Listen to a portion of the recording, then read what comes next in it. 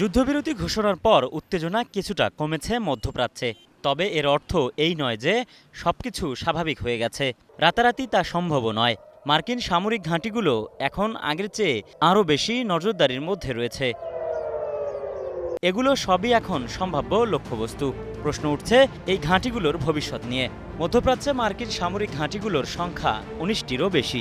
কাতারের আল উদেইদ airbase, বাহরাইনের নৌঘাঁটি, Saudi আরবের Prince সুলতান base, ইরাকের আল আসাদ বেস এবং সংযুক্ত আরব আমিরাতের আল ধাফরা এয়ারবেস, এগুলোর প্রতিটি এখন এক ধরনের কৌশলগত শক্তির কেন্দ্রবিন্দু। এই ঘাঁটিগুলোর মাধ্যমে যুক্তরাষ্ট্র শুধু সামরিক অভিযান চালায় না, বরং গোটা অঞ্চলে তার কৌশলগত প্রভাব বজায় রাখে। ইরান ও তার মিত্র হিজবুল্লাহ, হুতিসহ সশস্ত্র গোষ্ঠীগুলোকে দমনসহ যে কোনো উত্তেজনামূলক পরিস্থিতিতে এসব ঘাঁটি হয় আক্রমণ ও প্রতিরক্ষার প্রথম সারির ব্যবস্থা। যুদ্ধবিরতি মানেই শান্তি নয়।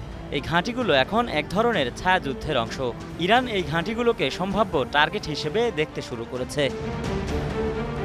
যুদ্ধবিরতি হয়তো এক ধরনের স্বস্তি, তবে এটা নিশ্চিত যে যুদ্ধের ছায়া মধ্যপ্রাচ্য থেকে সরেনি। এখন সবচেয়ে বড় প্রশ্ন হলো, মার্কিন সামরিক ঘাঁটিগুলো কি আগের মতোই কৌশলগতভাবে গুরুত্বপূর্ণ থাকবে, নাকি দিন দিন সেগুলোর নিরাপত্তা ব্যবস্থা আরও কঠিন হবে?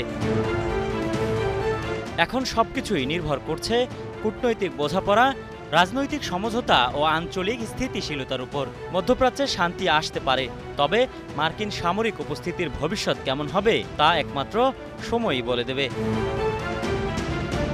এ কে এম সুমন, স্টার নিউজ।